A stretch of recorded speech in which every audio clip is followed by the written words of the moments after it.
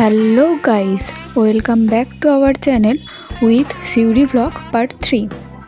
তো আজ আমরা বেরিয়ে পড়েছি ফুল্লরা মাতা দর্শনের উদ্দেশ্যে। আমরা বাসে মশলা মুড়ি খেতে খেতে পৌঁছে গেলাম। এরপর অটোতে করে একদম মন্দিরের সামনে এসে উপস্থিত হলাম।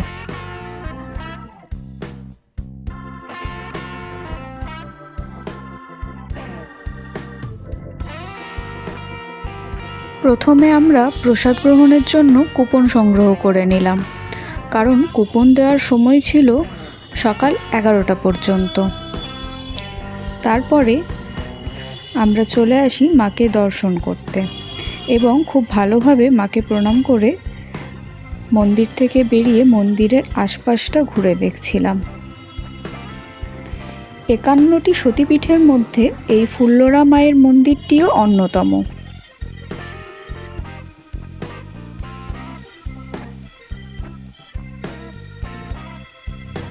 এগুলি হলো শিব মন্দির, যেখানে ঠাকুরমশাই শিব পুজো করছেন।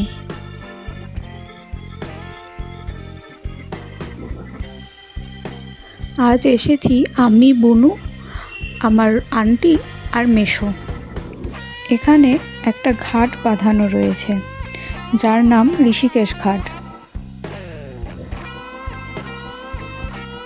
এরপর দেখতে পেলাম মন্দির প্রাঙ্গণে কিছু বাউল বসে গান করছে। তারপর পাশেই কদবেল মাখা বিক্রি হচ্ছে দেখে সেখান থেকে আমরা কদবেল মাখা নিয়ে নিলাম, যা অতিরিক্ত লবণের জন্য আমার একদম খেতে ভালো লাগেনি। তাই মুখের স্বাদ বদলের জন্য একটু চা আর চিপস খেয়ে নিলাম। ঠিক 1টার সময় প্রসাদ কক্ষ খুলে দেওয়া হয় এবং আমরা প্রসাদ গ্রহণ করি। প্রসাদে ছিল অন্ন, ছোলা, পেঁপে, আলু দিয়ে তরকারি, ডাল, আলু ফুলকপির তরকারি, সব সবজি দিয়ে টক আর পায়েস। প্রত্যেকটা খাবারের স্বাদই জাস্ট অনবদ্য। এরপর আমরা ঘাটের চারপাশে একটু হাঁটাহাঁটি করে কিছু ছবি তুলে বাড়ি চলে আসি।